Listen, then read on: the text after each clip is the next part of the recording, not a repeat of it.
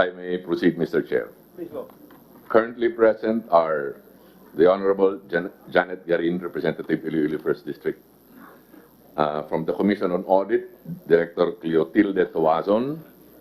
Corporate Government Sector 2, Attorney Marlon Marquina.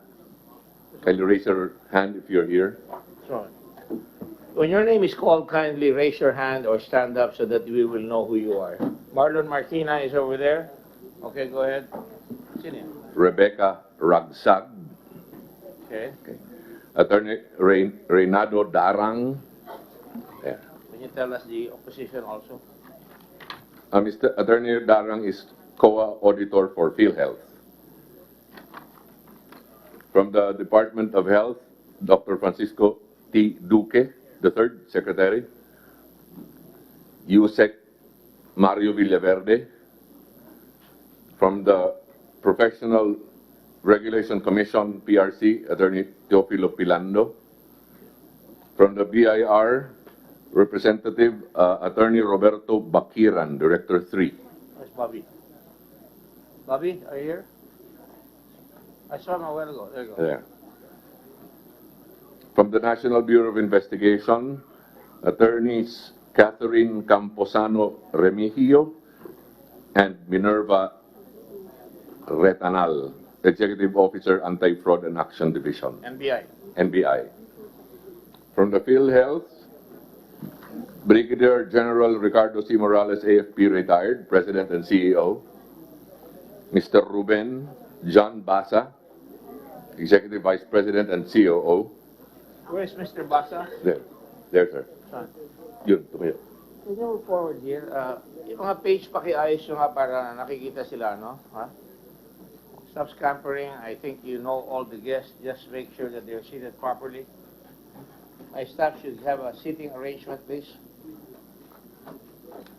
Mr. Renato Limsiaco Jr., Senior Vice President, Fund Management. Of PhilHealth? Of PhilHealth, sir. All of the following will be from PhilHealth. Mr. Israel Francis Pargas, Senior Vice President, Health Finance Policy Sector. There. Ms. Nerissa Santiago, Acting SVP and Concurrent VP Data Protection Officer. Mr. Rodolfo Del Rosario, Senior Vice President, Office of the Senior Vice President, Legal Sector. Mr. Dennis Mas, Senior Vice President, Management Services Sector. Mr. Alfredo Pineda, the second, Area Vice President, Office of the Area Vice President for Area 1. Saan yung area 1? Northern Luzon? Mr. Alfredo Pineda, Area Vice President, Office of the Area Vice President for Area 1. Mr. Jerry Ibay, Regional Vice President, CAR. Alberto Manduriao, Regional Vice President, Regional Office 1. Where is he? He's There. not here? There, sir. Arsenia Torres, Acting Regional Vice President, Regional Office 2. There. Elizabeth Fernandez, Regional Vice President, PhilHealth Regional Office 3. There. Gregorio Rulioda, Area Vice President, Area Vice President for Area 2. Edwin Orinia, Regional Vice President, PhilHealth Regional Office 4A. Paulo Johan Perez, Regional Vice President, PhilHealth Regional Office 4B. Cirilo Balmaceda, Acting Regional Vice President, PhilHealth Regional Office 4B. Hilda Salvacion Diaz, Vice President, PhilHealth Regional Office NCR. Walter Bacaresa, Area Vice President for Area 3. There, sir. Area 3 is Region 3? Dapat sabihin ko anong province. Area 3 is Visayas, Your Honor.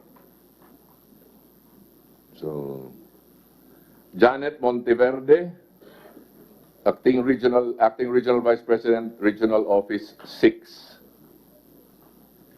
Lourdes Diokson, Regional Vice President, Regional Office 7. William O. Chavez, Regional Vice President, Regional Office 7. Billy Chavez. Is he here? May I make a suggestion? All the regional officers, please occupy the center space on a numerical order, Region 1, Region 2, Region 3, or whatever it is, so that we can easily find you. Please go ahead now. Some of you will have to vacate if you're not really part of the investigation, but go ahead. By region, please. Region 1, 2, 3, or Area 1, 2, 3, whatever it is. So some of you are outside in the periphery, so we want to know. They can occupy the VIP area if you want to. Go ahead.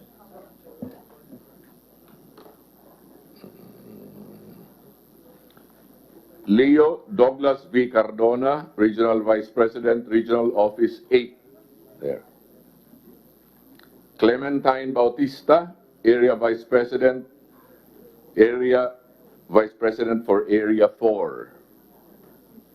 Mr. Cardona, I just said go into the VIP area. Don't go into the audience. Don't disappear. Go ahead. Eduardo Gonzalez, Regional Vice President, Region 9. Mr. Masiding Alonto Jr., Regional Vice President, Regional Office 10. Emily Roque, Regional Vice President, Regional Office 11. Dennis Adre, Regional Vice President, Regional Office 12. There. Kalikuzaman Makabato, Regional Vice President, PhilHealth Regional Office ARMM. There. Jonathan Mangawang, Corporate Secretary. Valerie Ann Holiero, Assistant Corporate Secretary. There. John Cueto, Fact-Finding Investigation and Enforcement Department. Who is he? John Cueto. Where's Mr. Cueto? Cueto. Cueto. Mr. Cueto is not here. Tumating yan, sir. Green, eh. Eh, sinasabi ko sa'yo, papasukin mo lahat.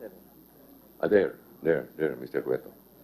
National officers, please come here. Regional officers in the back, national officers on the first line here. Go ahead. Gelbert Galicto, Legal Officer, PhilHealth Regional Office, Caraga. Delio Aceron, II, Local Health Insurance Office of Valenzuela. Where's Delio? From the GOCCs, Attorney Samuel Dagpin Jr. There. Yeah.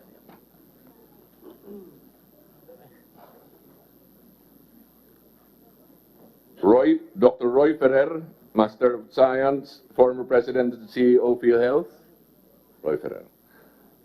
Dr. Celestina Jude de la Serna, former President and CEO of PhilHealth.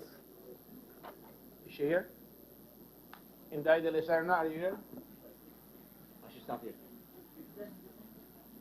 Nandiyan ba? Oh, naka-green eh. Go ahead. Dr. Anthony Liachon, former Director of PhilHealth.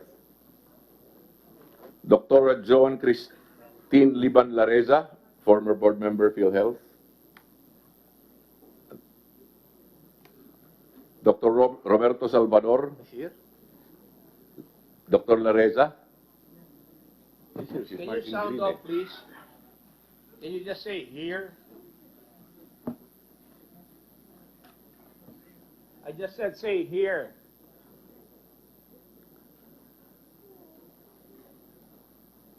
Gloria Amor Segueto, former Regional Vice President, PhilHealth Regional Office 12. Dr. David Harold Gossian. Here? It's marking green. No wonder we cannot collect because you don't even know how to say we're here or we're present. Thank you. Dr. David Harold Gossian Fiao. Mr. Ken Sarmiento, former head POEA PhilHealth Office. Again. Again. See it? Again. Read it again. Ni- Yeah. Ganyan ulit. Ken. There. That's the last, sir. Meron pa akong dalawa. Dr. Rustico Jimenez, President, Private Hospital Association of the Philippines, and Commissioner Greco Belgica, Presidential Anti-Corruption Commission. Thank you. I will administer the oath. Will you all please stand up, those of you who are called, so that the Director General can administer the oath of office. Or not the oath of office, sorry, the oath. Hilo na talaga. Go ahead. Raise your right hand, please. Do you swear or affirm to tell the truth, the whole truth, and nothing but the truth in this investigation? Thank you, Mr. Proceed. Thank you. Let the record say that all those who are here are administered the oath.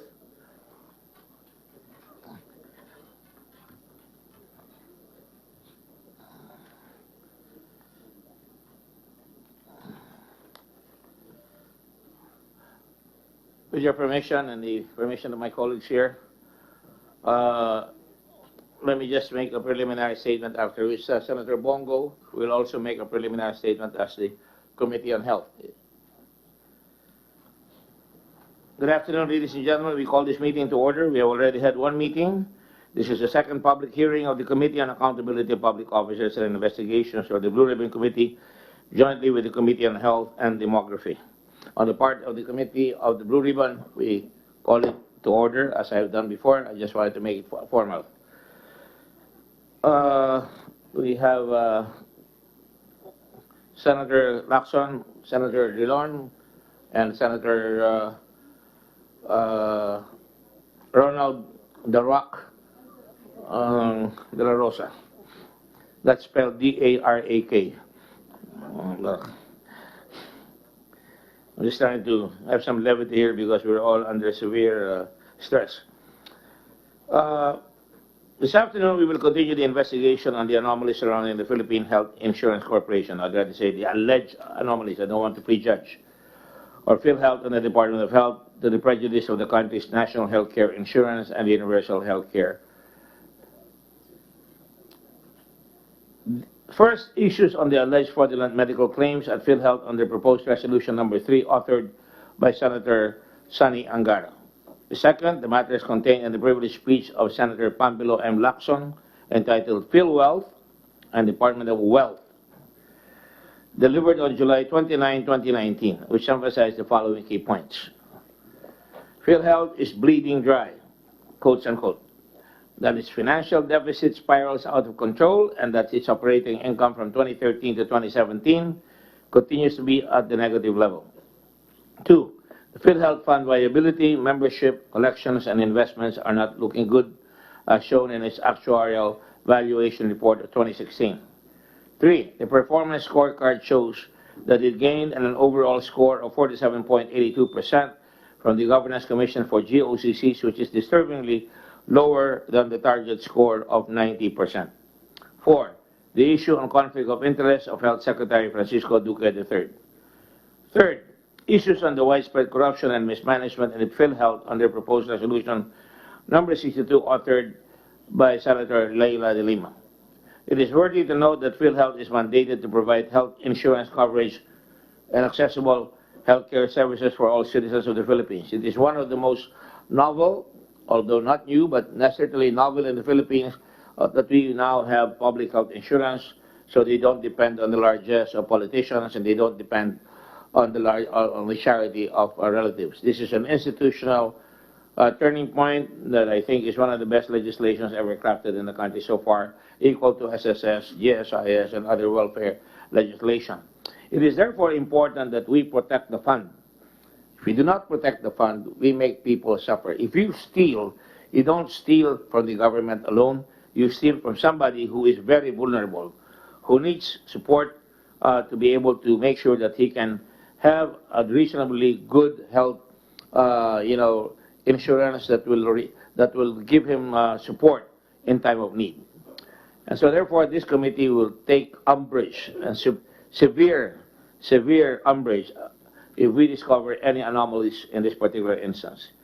It is tasked to supervise the provision of health benefits and set standards, rules, and regulations necessary to ensure quality of care, appropriate utilization of services, fund viability, member satisfaction, and overall accomplishment of its program activities.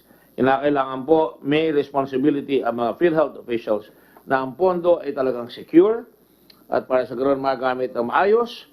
Dito ay kailangan talagang nababantayan, na monitor, tuwid-tuwina, buwan-buwan kung necessary, week-to-week necessary, and every employee of PhilHealth dapat ay talagang responsibility niya na talagang pangalagaan yung pondo sapagkat sakit ng kalingkingan, sakit ng buong katawan. So napakahalaga po ng ating pag-uusapan dito because meron nang naging investigasyon dito yung nakaraan Blue Ribbon Committee under then Secretary Senator Gingona on the matter of cataracts, which where, as you know, nawawalan ng vision. It appears that you've still not regained your vision, kung totoo lahat ng allegations nito. So, importante yung vision, malaman natin yung vision kung saan tayo pupunta. Sapagkat pag nawala ito, talaga masasaktan ng ating bayan, mga kababayan natin. Formulate, implement guidelines on contributions and benefits, portability of benefits, healthcare provider, arrangements, payment methods, and referral systems. I go by 5 Fs in my life as chairman of Subic Bay or mayor of Olongapo or for that matter, like chairman of tourism or even the office. 5 Fs. Focus tayo sa tulong sa tao. Fast, mabilis tayong tumulong. Friendly, walang kurakot. Flexible para talagang maayos natin. Hindi tayo basta-basta kikilos na masama para hindi masasaktan. And always forward-looking, endeavoring to help and to make sure we improve the service. Your Senate and your Congress has already approved another bill here that enhances this. This is the Universal Health Insurance Initiative. And we are raising taxes in cigarettes, in liquor, para sa ganoon makaagapay tayo dito. At the same time, kailangan rin magkaroon na rin ang pagkakataon na ang tao ay tutulong sapagkat hindi ho lahat ay palaasa ang tao. Kailangan magsisilbi tayo na tayo magkukontribute sapagkat dapat matutuhan natin na pag tayo nag-contribute, mas marami tayong biyaya na matatanggap dahil sa buhat ng lahat. Hindi lamang pag-asa ng ilang mga tao lamang na tayo ay magiging parang the new colonials, na tayo ay pinapaasa ng mga dating colonial governments na nakaraan. Tayo ngayon ay lalabas na meron tayong talagang self-help, self-reliance, and cooperation. So mga kasama, indeed, the PhilHealth has been established for all the right reasons and as government mechanism to assist our people in their times of need. When I was studying the history of government, I had a few economic subjects, and I remember minimize expenses, maximize revenues. In the PhilHealth case, we have to minimize expenses, minimize fraud, maximize services, and make sure that the fund lasts. That's what I expect PhilHealth to do, and I'm sure all the senators do also, plus their own views on the matter. Having said that, kailangan po na malaman natin kung ano nangyayari dito sa PhilHealth. What has become of it? What has become of the fund? Bakit maraming complaints? Bakit may mga complaints na mayroong mga posisyon na hindi matanggal-tanggal yung tao? Bakit yung iba hindi nakakakolekta ng premiums? Bakit yung iba walang nakakasuhan?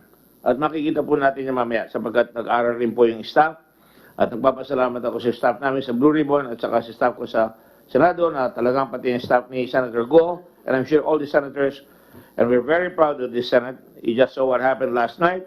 Lahat ng mga senador, you can assure will be actively pursuing the truth here para sa ganon makakalamang ang tao. With this in mind, let us now start this, I would like to say kindly, rather than this investigation, this discussion. But of course, this will always be the overarching emphasis here, to investigate whether indeed there has been malfeasance, misfeasance, and nonfeasance on our part. Now, I'd like to call on the Chairman of the Committee on Health, who would like to make a preliminary statement, the Right Honorable Christopher Christ-Bearer Bongo.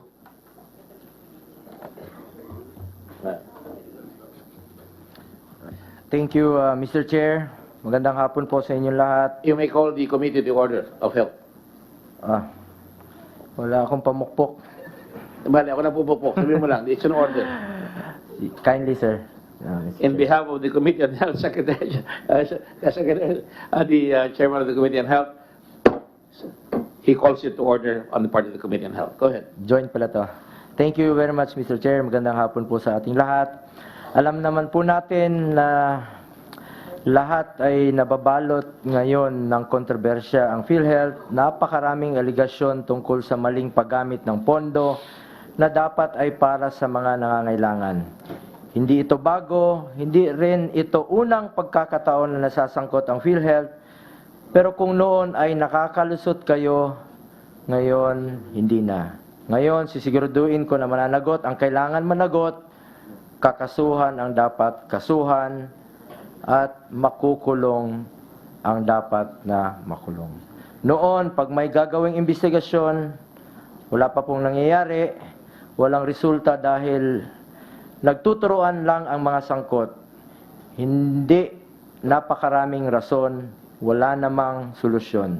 Sawang-sawa na po ang sambayan ng Pilipino sa mga problemang tulad nito, kahit na po ang ating Pangulo ay talagang exasperated na po sa korupsyon sa iba't ibang ahensya ng gobyerno. Sana po ay tulungan po natin si Pangulong Duterte. Habang patuloy tayong nagsisikap na mapabuti ang kalagayan at kalusugan ng ating mga kababayan, may mga tao na sumisira sa ating mga pinaghihirapan. Inuulit ko, pera ng taong bayan ang pondo ng PhilHealth. Galing yan sa mga taong nagpapakahirap sa trabaho at umaasang mabigyan ng maayos na serbisyo kapag sila ay nagkakasakit. Ang pera ng PhilHealth members ay dapat ibalik sa kanila. Pera ng mga may sakit, ninanakaw pa ng mga iilan. Araw-araw, daan-daang libong kababayan natin nakaratay sa ospital at nasa bingit ng kamatayan at sila'y umaasa sa PhilHealth, tapos kayo na nakawin nyo lang. Uulitin ko, managot ang dapat managot, tanggalin ang dapat tanggalin, kasuhan ang dapat kasuhan, ikulong ang dapat ikulong. Humihingi po ako ng tulong sa mismong Chairman ng Commission on Audit. Sir, thank you for coming, Chairman Aguinaldo. I urge you to conduct a special audit and submit your findings to the Ombudsman. Gumawa po kayo ng audit para malaman natin kung sino ang mga salarin. As Filipinos, isa lang po tayo sa pagsugpo ng graft and corruption. Magtulungan po tayo. The Presidential Anti-Corruption Commission and the National Bureau of Investigation are here. Please get to the bottom of this mess. Huwag kayong mahihiyang sabihin kung sino talaga ang nasa likod ng kalokohang ito. Kahit sino pa ang taong ito, karapatan ng taong bayan malaman ang katotohanan. Narito ang Department of Justice. Kasuhan po ninyo ang dapat kasuhan. No one is above the law. Finally, I challenge the leadership of General Morales, sir. I know you are a man of integrity, kaya po ikaw ang napili ng ating mahal na Pangulo. We trust that you will be able to weed out corruption and the corrupt officials and employees in the agency. Malaki ang responsibilidad na nakasalalay sa iyo, especially with the implementation of the universal health care. Napakalaki po ng pondo na nasa inyong mga kamay. Kung gusto natin maayos na healthcare, kailangan nating maayos ang PhilHealth. Heads already rolled. Don't wait for the bodies to sprawl. Thank you, Mr. Chair. Thank you. Para lalong luminaw, kasi kumisan nakapokus tayo sa mga expose, gusto ko muna sandali lang to bear with me na makita natin lahat ang dapat nating ayusin. Una po, ang isang nakita namin dito ay kailangan pag-aralan ang case rates. Kailan ba huling ni-review kung akma ba ang mga case rates ngayong panahon na ito? Dahil siyempre nagbabago. Yung case rate po ay yung talagang akdang ibabayad ng gobyerno, ng PhilHealth, sa bawat sakit. Tama ho ba yung aking description? Okay. Di ba mas mainam na taon-taon para hindi tayo nagbabayad ng mataas at mailaan ang pera kung saan kinakailangan? Makikita niyo yung mamaya, iba naniningil ng pneumonia napakataas, iba naniningil ng katarata napakataas at nakakagulat. Matagal na itong problema ito pero hindi natin nasusundan. Meron pa ho tayo dito na mga gusto kong palabas lamang dito kahit paano ay tinatawag natin kung magkamisan ay ito ang ating diseases sa ating bansa, yung 10 biggest diseases. Pwede mo palabas yun? At makikita nyo, pero ang nakokolekta sa PhilHealth ay hindi match. There's something wrong. Right away, makikita mo may usok na kaagad doon. Can you show it? Bear with us because ito tuloy-tuloy ang trabaho namin pero hindi na makakipa. Mapapakita niyo ba?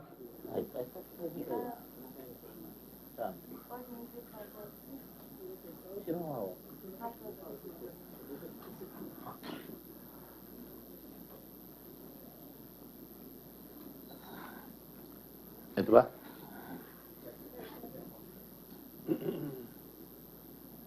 Top 10 leading causes of mortality in the Philippines. Diseases of the heart. Hindi yung Valentine's Day heart yan. Diseases of the heart, diseases of the vascular system, malignant neoplasms or cancer. Number 4, pneumonia. Number 5, accidents. Number 6, TB. Number 7, chronic lower respiratory diseases. Number 8, diabetes mellitus. Or mellitus ba yan? Or mellitus. Nephritis, nephrotic syndrome, and nephrosis.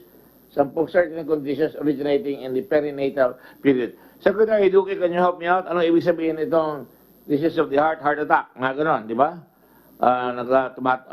Kumakapal yung mga plaque, di ba? Tama po kayo. Pangalawa, diseases of the vascular system. Ano yan? Ganun din po yan. Ay, meron pong High blood? hypertension, high blood. Para maintindihan ng tao. Yan po. Malignant neoplasms, cancer, pneumonia, accidents, dalas yan, tuberculosis, kaya kailangan tumaas ba ang rate natin ng paggamot ng TB? Hindi bumababa, hindi tumataas, no? 7, chronic lower respiratory diseases. Ano ho yan? Ito yung mga sakit sa baga at ito po yung mga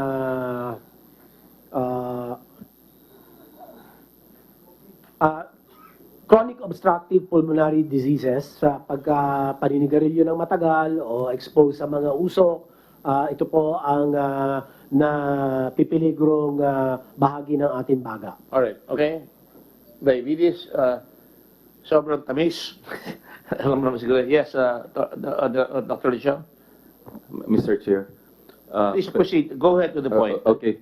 I first noticed this, sir, on the third year of my appointment, that there's a disparity between the claims being processed and paid by PhilHealth. No. I'm just This one, first. nephritis, sir, yun yung mga sakit ho at pamamaga po ng kidneys. Laan ho, kasama na ho dyan effect ng diabetes. And then yung condition sa pagpapaanak po, marami po ring namamatay doon at saka mga bata po na namamatay during delivery po. Pero sa kabila naman ngayon, ito yung sinisingil sa PhilHealth, parang malaman ng tao, no? Yes, sir. Number 1, sa kaliwa, community, kanan ko sa kaliwa ninyo. Number 1, community-acquired pneumonia. Ang ginastos dyan, 10.9 billion. Alright? Acute gastroenteritis, 2 billion. Urinary tract infections, 2 billion. Dengue, hemorrhagic fever, tumaas ang dengue talaga, 1.5 billion. Other acute gastritis, 794 million. Bronchial asthma in acute exacerbation, 1,141,000. Hypertension, stage 2, 1 million. Essential hypertension, malignant hypertension, 1 billion. Dengue, bakit dalawa ang dengue rito? Hemorrhagic fever, hemorrhagic, dalawa. Yung warning signs yung isa. Yung isa without warning signs, 918 million. 938 million, sorry, and bacterial sepsis of newborn, 1.1 billion. Sa mga tweet yan ang mga sakit ng mga kwan. Ewan kung may oras tayo magsabi sa vernacular yung mga sakit na yan. Pwede ba mabilis lang? Mr. Duque? Dr. Duque? Well, yung pneumonia ho, ibig sabihin po niyan may infection sa baga, yung community-acquired pneumonia. Alam na natin yung pneumonia. Yung hindi ko po makita masyadong maliit. Acute Acute gastroenteritis. gastroenteritis, na pananakit ng tiyan na may mga could be bacterial more often than not, no? So, pananakit ng tiyan. UTI, infection ng bladder at saka pag-iihi at dengue, hemorrhagic fever, ito yung may severe dengue, warning signs, nakamamatay po ang ilang kaso kapag napabayaan. Tapos yun naman, acute gastritis, ganun din po yan, sa tiyan din, hyperacidity, ulcers, at kung ano-ano, yung bronchial asthma, ito po yung paninikip ng daluyan ng hangin at nahihirapan huminga, at hypertension, high blood, alta pressure, essential hypertension, malignant, ito po yung mga idiopathic o hindi malaman kung anong pinagmulan ng kanyang high blood. Yung kanya naman dengue non-hemorrhagic, ito yung Bakit dalawa? without warning signs. So ito yung mild dengue. Ang komplikasyon ay hindi naman po pumapasok pa. At yung bacterial sepsis, ito po yung infeksyon sa dugo. Depende kung anong bacteria na tukoy sa blood culture. Okay, sa nakikita natin, it seems na hindi umuugma doon sa top 10 diseases. Would that be a correct assumption? Well, yung as a top 10 leading causes of mortality, leading causes of deaths, yung asa kaliwa naman, these Morbidity. are morbidity. Ito po yung mga sakit. Opo. Meron ba tayong top 10 cases ng morbidity here? Meron ho kayo dyan, I'm sure. Hindi lang ho Meron napakita. tayo nga. Alam ko meron yan. Pakita nyo nga. Mali yung pinakita yung slide. Anyway, that's my fault. Anyway, as they're looking for the morbidity, let me just point out also na itong yung mga criminal cases filed against providers, healthcare professionals, and the like, by regions, no? Ito napansin ko. Very glaring. Wala halos na i-file as of 2 September 2019 this year. I have the data here and we can put it out there if you like. Para malaman natin kung talagang ginagawa ng mga regions, yung pagbabantay na dapat nilang malaman ng national para makagawa sila ng paraan. Ito ang top 10 morbidity. Acute respiratory infection. Ugma ba yan sa pneumonia? Yes, top one of the leading causes of morbidity po ang pneumonia. Number 2, ALPRI and pneumonia. Ano yun?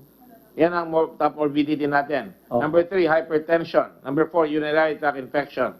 Number 5, bronchitis. Number 6, influenza. Number 7, acute watery diarrhea. Number 8, TB respiratory. At saka number 9 and 10 are dengue fever and TB other forms.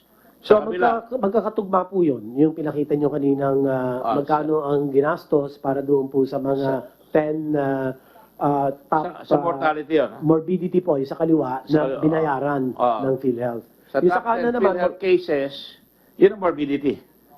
Sa PhilHealth cases, community-acquired pneumonia, number 1. Number 2, acute gastroenteritis. So, hindi na nag-ugma na kagad dyan. No? Nandiyan. Number 3, sa morbidity, hypertension. Sa kabila, PhilHealth cases, urinary tract inspection. Site not specified. UTI, lalo ng mga babae, hindi ba madalas yan? Number 4, urinary tract infection. Dito sa kabila. Number 5, dengue. Number 4, dengue. Number 5, bronchitis. Sa kabila, other acute gastritis. This is a top PhilHealth. Okay. Ito yung mga sinisingil sa PhilHealth. Number 6, influenza. Top 10 morbidity. Dito sa PhilHealth, bronchial asthma in acute exacerbation. What does that mean? pareho naman ho yun, sir, Mr. Chairman. So halos dun sa listing na yan, siguro nagkaroon lang ng mga pagbabago sa order of which was reimbursed for higher amounts, no? But if you look at the within the top 10, halos mag-akma o Sumasama iba. Sumasama Okay. naman, oo. But still, meron mga, dahil may mga times ang dami-daming katarata, number 1. may mga- 8, TB respiratory, sa morbidity, essential hypertension, malignant hypertension sa kabila. Alright? Dengue fever, tabla sila, pareho silang dengue. Tapos number 10, TB, other forms, bacterial sepsis of newborn unspecified. Sa buntis yun, di ba? Sa panganganak. So, hindi akma doon. Iyan, I'm not sure. We have to ask PhilHealth. Kasi sometimes yung cost to reimburse, iba-iba din ho yan eh. Yung pagbayad, hindi ho pwedeng pare-pareho yung singil dyan. Bibilisan ko na. Dahil gusto ko lang may overview ang tao na nanonood, nakikinig para hindi lang tayo nakalagay din sa research namin, pneumonia, ito yung mga aligasyon ng overpayment or upcasing sa PhilHealth. Yun ang mga palaging problema, di ba? PHIC, ang tawag ni Dr. Liachon dito, P, pneumonia, H, hemodialysis, I, infection, C, cataract. So lumalabas, pneumonia, 15,000 for moderate risk pneumonia, 32,000 for high risk pneumonia. Ang nakuha na bayad dito, 10.9 billion in 2018. Number 2, hemodialysis. Ang CL case rate, 2,600, 90 times ang binabayaran ng PhilHealth, umaabot ang 10.8 billion. Ilan ba ang may ganyan sakit dito sa Pilipinas? May 1 million ba? Sa May hemodialysis? Sa hemodialysis, ang alam ko, parang mga 78,000 ho ang registered na may sakit ng end-stage renal failure na kailangan pong ma-dialyze. Ito yun yan, 78,000. I could be wrong, but let me check. Ilagay mo ng 100,000. Pero ang gastos natin, 10.8 billion. Di ba? Medyo upside down ako niyan, di ba? Dapat preventive tayo dyan masyado para hindi tayo mabayad ng ganyan. Pero anyway, infection, 6,800 for infection of other parts of urinary tract in pregnancy. 2.1 billion ang gastos. Is that acceptable to you? 2.1 billion infections sa pregnancy? Cataract, 16,000. 1.9 billion. In fact, I can give you examples na may isang hospital, ilan lang ang kama, pero 30 plus million ata ang binayaran. Hindi ko nagkakamali. I can see some of you nodding your heads. So the long and the short of it is, yan ang mga major, may sakit na caused by, nagluluko either ang mga empleyado ng PhilHealth, may sabuatan, o yung mga doktor o hospital, nagluluko. Tama po ba yung ating analysis doon? COA, do you agree with that? Yes. In your analysis, ganyan lumalabas, di ba? Parang ganun po. Gusto ko lang makita lahat yung overview. Dahil pinag-uusapan, may sakit yung PhilHealth. Dahil nga, una, mahalata mo, yung mga morbidity at mortality, ang nababayaran yung hindi nasa top 10, no? Ang nangyayari talagang mukhang malalaki ang sinisingil. Katulad, ang dami-dami pneumonia. Kunyari, inubo lang, pneumonia na. Pwede ba mangyari yun? Ha? Yes, sir? Krista? Yes, it could happen, Mr. Chairman. Okay. Anyway, I don't want to monopolize this, but I just thought I'd give the overview, and then we can go to specifics. Meron mga kaso si Senator Lacson present, katulad ng WellMed, katulad ng Perpetual Succor, at lahat. Now we can see para we don't get lost. It's better to know where we're going and not know how than to know where we're going and not know where.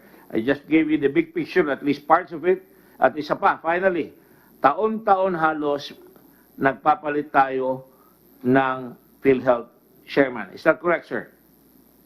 President pala, President. Tama po kayo. Itong last 3 years, we had... Now showing is General Morales. Last year, it was Roy Ferrer. Previous to here, 1 year before, is Inday de la Serna. And before her, 1 year rin.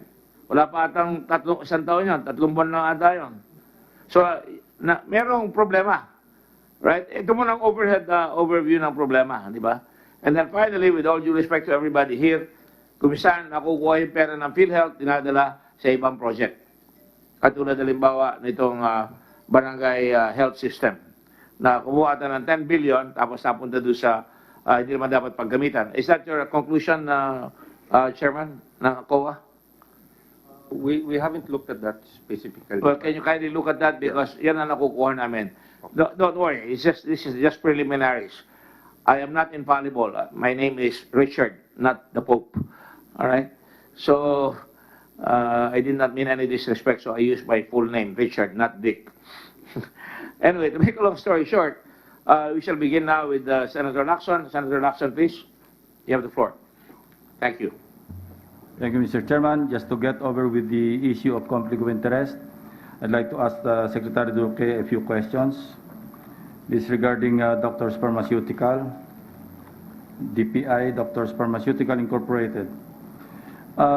During the last hearing, your brother Cesar T. Duque, then President of Doctors Pharmaceuticals, testified, and I quote, sabi niya, hindi ho espesipiko ang instruction namin na noong umupo ang aming kapatid, wala na dapat transaksyon sa gobyerno, sa DOH, yung opisina niya kung saan siya natasan. Would you confirm giving this instruction to your brother?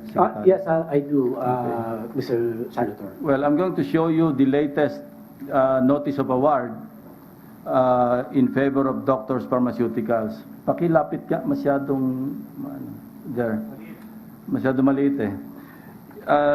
This notice of award is dated, the award date is 3 December 2018.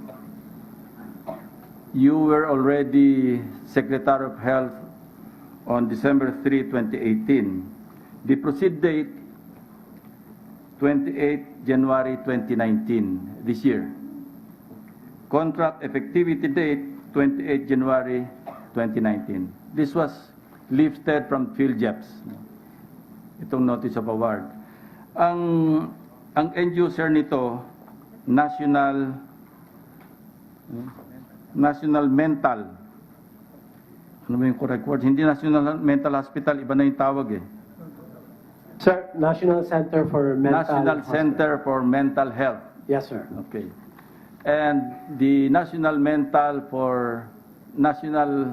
Center for Mental Health is under DOH. That's right, Your Honor. So it means that your brother violated your instruction. Your Honor, as I have said in the first hearing, I sold my shares in 2005. No, that's not and- my question. It's still a family corporation. Yes, Your Honor. Whether or not you divested is another matter. Yes, Your Honor. But the fact, and I will quote to you several jurisprudence in this regard. Filipina Samson versus Julia Restrivera, GR number 178454, March 28, 2011. Ang sinasabi rito, this is in the context of Section 4A, Paragraph B of RA 6713. The observance of professionalism also means upholding the integrity of public office by endeavoring to discourage wrong perception of their roles as dispensers or peddlers of undue patronage. Yeah, thus, a public official or employee should avoid any appearance of impropriety affecting the integrity of government services. Ano po yan? Ruling po ng Supreme Court. There's another one. Anyway, andyan po, ipa-plus na lang dyan sa screen para po for your education and our education as well. Kasi pare-pareho naman tayong nasa gobyerno. So, what do you make of this, Secretary? Your Honor, I'll take this under advisement and Yeah, tell please. my brother, and I will tell him straight to his face that why did the DPI supply the NCMH? Because truth to tell, I'm not aware of any of this, Mr. Your Honor. So I will talk to him. Yeah, and, please. I will Because do the if right this thing, sir. persists, hindi ho magandang tingnan. Oh yes, sir. I agree with you, sir. 100%. And I will just give you the benefit of the doubt Thank you, sir. na hindi nyo alam ito. Yes, sir. Hindi ko po talaga. Pero not knowing this should not be an excuse because you're still the Secretary of Health. Yes, sir. Which reminds me that some time ago, or during the last hearing, we tackled yung issue involving your family corporation regarding a product recall from FDA, then headed by Secretary of Health Janet Garin, who was also acting Director General of FDA. And I understand, hindi naman natin masyado na-clarify, and I'd like to address the question now to Congresswoman Garin, with all due respect. Kindly walk us through yung procedure, yung manner of issuing a product recall. Just for our education lang. Bakit po ba na-recall nagkaroon ng product recall yung DPI? Please. Your Honor, per the request of the Honorable Senator, I actually prepared a 5-slide PowerPoint. Yeah, very briefly. Just to simplify it, may I request my staff to put it on?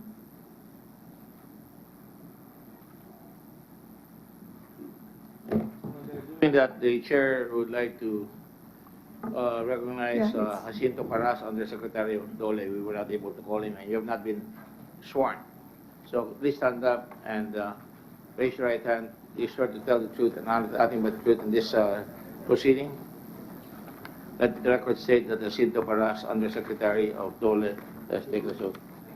He's an Upsilonian also, like Sal Panelo, who's a Sigma Rho. We have all kinds of people occupying government positions. Go ahead, please. Yeah. Please go ahead. Yeah. Thank you, Your Honor. This is actually the guidelines of the implementation of the product recall system. Next slide, please. So the recall is initiated by either the FDA or the manufacturer and the distributor. In the case of what we did, this was an FDA and the DOH initiated recall. Next slide, please. So the FDA ordered recall actually means that the product has been distributed and it presents a risk of illness or injury or gross consumer deception. Next, the firm has not initiated a recall of the product despite the findings. And third, that an agency action is necessary or advisable to protect the public health and Can you welfare. further simplify para mas madali Ang maintindihan? ibig po sabihin nito, pagka po sa ilang ulit po na inspeksyon ng FDA by a team that it is composed, nakitaan po ng mga aksyon kung saan kailangan po umakto na ang gobyerno para protektahan ang taong bayan, the Secretary of Health and the FDA Director General is mandated to issue a recall. In the next slide, sir, if you will allow me, next slide, please. Ito po ang recall classification.